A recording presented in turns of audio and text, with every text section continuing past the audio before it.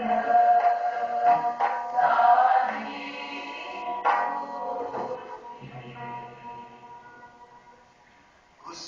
nyarengan kurang sadaya amaosan Injil Yesus Kristus numutkeun Santo Markus.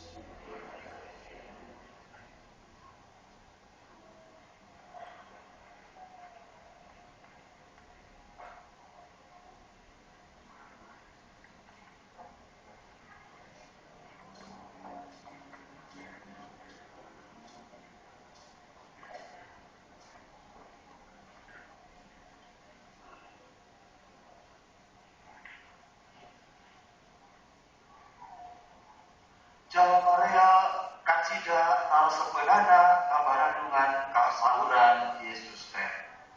Ku anjeunna tuluy dipaparing pepeling saurna. Sing waspada ka guru-guru agama.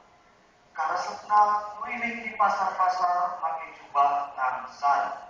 Malah pada kabeh mengabagiakeun jeung pada ngahormat. Di imah-imah ibadah jeung dina pesta-pesta marilihna tempat anu utamana. Rada-rada kumaranehna dipacikeun. Imahna dirampas. Tuluy ngadaroa panjang naker nyimputan kajahatanana. Hukuman maranehna engke kacida beratna. Waktu Yesus calik deukeut papiderma bait Allah, anjeunna ningali anu ngarasupkeun duit kana eta peti.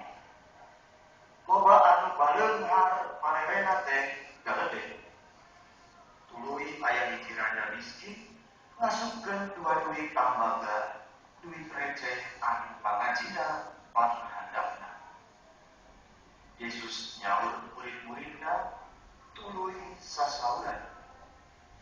Randa anu dieu dermana panggedena di batu.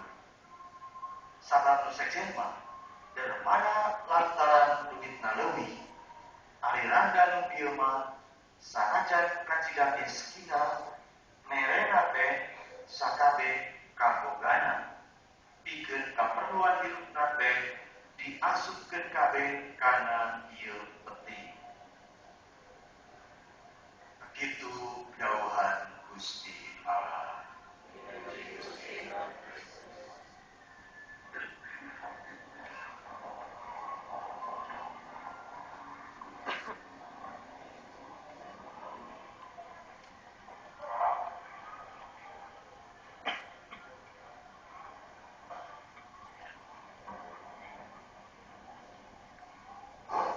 Wilujeng Injil deui.